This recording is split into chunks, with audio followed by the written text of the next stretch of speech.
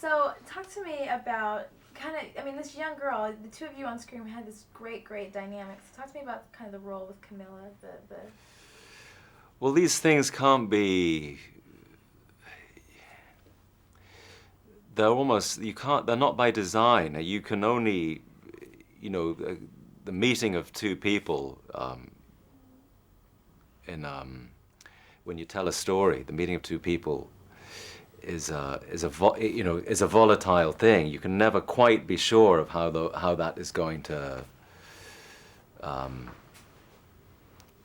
bear down upon the story, but it felt, certainly when we were casting, it felt to us, to myself and Rebecca, we both felt very strongly that she was just the right person for the job, and we had a chance to spend time together and work together before the shooting began, and it felt right. Now, Rebecca told me, that she envisioned you in this role, but she was sure that you were not going to take the part, so you kind of surprised her when you said, "Oh yeah, I'll do it." Well, it had been through a whole life cycle before we reached that point.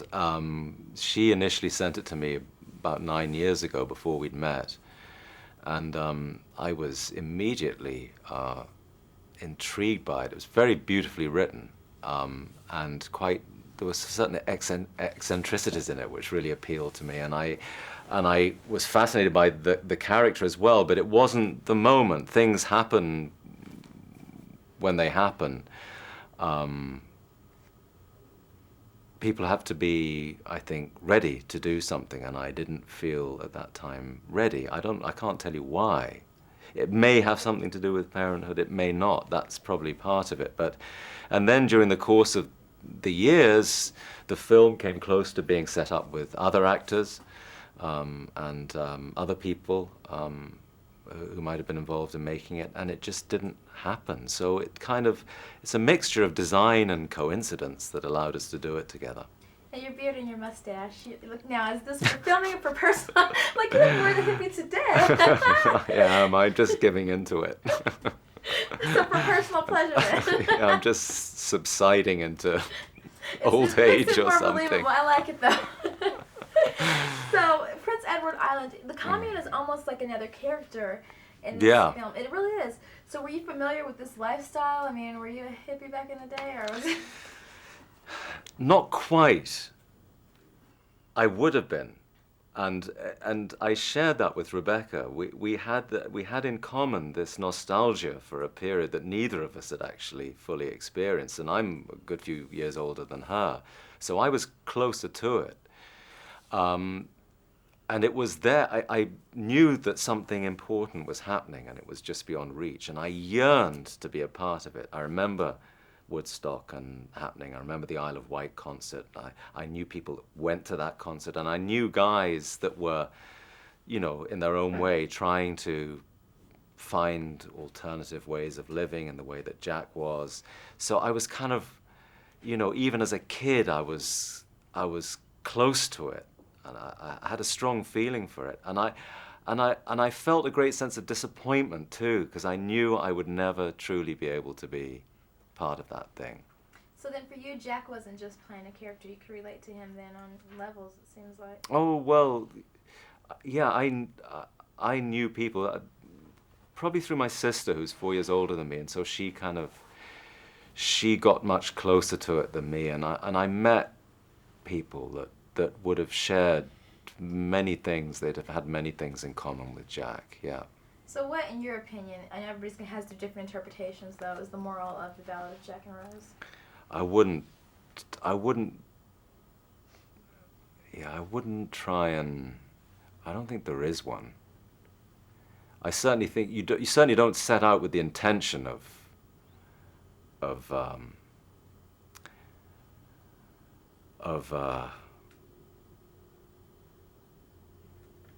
trying to offer up a moral of any kind. If it's out of our hands now. I mean, that wasn't part of I wouldn't have objectified it in that way. Now people will make of it what they will, and if they make something good of it, I'm glad. But moral's a dangerous word. Trying Thank you for Thank your you. time. Thanks. Talk to me about being cast in this role, because I heard that it came down to 4 girls and you all had to read with Daniel Day. Talk to me about that. Well, I don't know how many girls were there, but I know like I had to. I mean, I read with Rebecca 1 or 2 times, and then I ended up meeting with her and Daniel. I think it was twice, and like we went and she. What was great what Rebecca did is that she got scenes, instead of taking scenes directly out of the script, she kind of rewrote them, because she knew that like eventually one of us would be doing the film, just not exhaust the scene like that by the time we end up shooting it. You know, we've done the scene so many times, right, doing it over and over again in the auditions, that, you know, it wouldn't come naturally anymore. So she kind of like reworded it, and so we did those scenes. I worked with Daniel in a couple scenes that she rewrote that had the same emotional feeling but different, you know, saying different things. And it was, I mean, obviously really nerve-wracking before I went in there. But then, once I got in the room, we started working on the scenes and started improvising, and just having it come out naturally is amazing, obviously. And So at what point do you go, oh my God, I'm in a movie with Daniel Day-Lewis? Did that ever hit you, or was it just like, whatever? Well, I mean, I think it never really hit me, actually. It hit me the most probably before I went to go meet him for the first time. Because, I mean, I've been watching his work all my life, and I've just been looking up to him forever. So just being able to meet him, you know, and work with him on a scene is just, you know, once in a lifetime opportunity. So that was like the moment where I was like, oh my God. But then, I mean, after I went up on the set, you know, he was Jack already, and he was into character, and it was fine, you know. I didn't really think about it after that. But Are you surprised at all at the kind of quiet success this film's having? Because I know it's at Sundance, you know, and now it's going to come out in a little bit. So just talk to me about the kind of build-up the movie's had. Well, I mean, I haven't really. I mean, it went to Sundance, and we got really good response from it. As far as I could tell, and so it seems like people. I mean, as long as people are talking about it, you know, and it seems to affect people in different ways, and that's important. It makes you think. And I think that's the whole point of the film. You know, as long as people are thinking about it and talking about it, and evokes some type of emotional response, and that's good. That's positive. So whatever it might be negative, it doesn't matter as long as it's something. So that, I mean, it seems really positive, which is exciting. You just want people to see the film. So. Now, this kind of commune is almost like another character in the film. So, you know, talk to me about filming. It was Prince Edward Island, right? Mm-hmm. So talk to me about filming up there, where it's kind of rural but not really, like.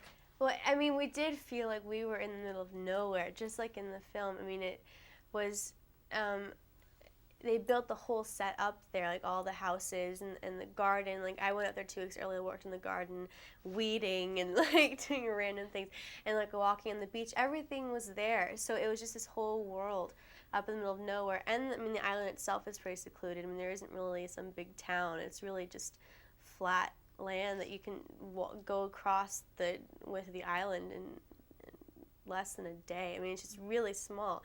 So, and we would drive around, and everything kind of looks the same. Like, you see random, like, all these deserted beaches. I mean, it was beautiful. It's just like what I hoped it would be. It really helped you get into character and really come from where the character is coming from.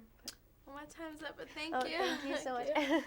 So talk to me about where this idea for the film came from, because it's been a long time in the making, right? Yes. It began with 2 characters that were left at the end of my first film, Angela, and I wanted to sort of explore what their relationship would be like 10 years later. Now, you said Daniel Day was always your first choice, but you weren't sure if he was going to do it, right? Right. Well, I wrote the screenplay without knowing him, and then when I got the financing together, you know, let him know that before I went to other people, that he'd be my first choice, and he thought about it and he decided to do it. And talk to me about Camilla, because there's some interesting things in the notes where, you know, you're obviously a grown woman talking to this young girl about sexuality, so just talk to me about the process. Well, we established an atmosphere of trust and complicity, and she felt safe, and she knew that I was going to tell the story, but I wasn't going to exploit her as a person on the set. And I think because that was established, it was easy for us to communicate and to tell the story together. And in casting her, was it easy or hard to find her? You know, was she perfect for the role? We looked at 400 girls, and it whittled it down to about 5 who read with Daniel, and she was the one who really had that quality of innocence that we needed, and who physically I thought could really be Daniel's daughter, and also who had the emotional capacity, because it's a very difficult part emotionally. And the commune almost is like another character in this book. I mean, in the film. Yeah. But what's interesting is you didn't grow up on a commune, so why did you decide to make this the backdrop? Yeah. My older brother, who's almost 20 years older than me, was on communes, lived on communes in the late 60s, early 70s. And as a little girl, I visited him. And I had a very strong impression of that life. And the whole possibility of living in a way that is less selfish was very interesting to me. And it ended up creeping into the story and really coming into the center of it. I don't want to give too much away, but talk to me, kind of one of the themes here is almost dealing with grief, like this pre-mourning, so kind of talk to me about that process. Well, I think that sometimes when you love someone a great deal, especially a young person with a parent, you know, that they can't imagine living without, you do almost pre-mourn them. You imagine what life would be like without them. And in a case where this girl knows that her father doesn't have that long to live, she has no other parent and really no other friend. He's her whole world. She believes that she really can't live without him, and in a way, it's learning that she can. That's part of the story. And I want to talk about Prince Edward Island, because that's where obviously this was filmed. So just talk to me about the significance of that. I know you said it's a beautiful place, et cetera, et cetera. Yeah. Well, Prince Edward Island I really fell in love with that landscape when I first saw it.